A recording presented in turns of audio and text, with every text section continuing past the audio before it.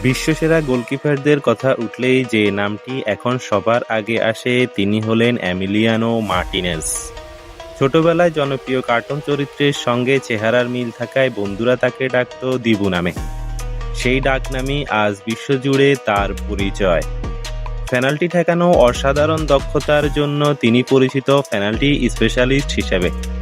2021 Copa আমেরিকার সেমিফাইনালে কলম্বিয়ার বিপক্ষে টাইব্রেকারে 3টি পেনাল্টি সেভ করে আর্জেন্টিনাকে ফাইনালে তুলেছিলেন তিনি। এরপর 2022 বিশ্বকাপে কোয়ার্টার ফাইনালে নেদারল্যান্ডসের বিপক্ষে আবারও টাইব্রেকারে 2টি পেনাল্টি রুখে দেন।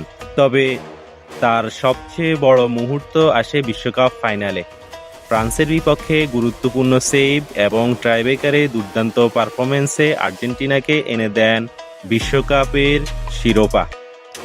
এই অসাধারণ নৈপুণ্যের স্বীকৃতি হিসেবে তিনি জিতেন FIFA world cup golden glove পুরস্কার হাতে। বিতর্কিত উদযাপনের জন্য অনেকেই তাকে কাঠগড়ায় তোলেন, কিন্তু মাঠের পারফরম্যান্সে তিনি অপ্রতিদ্বন্দ্বী।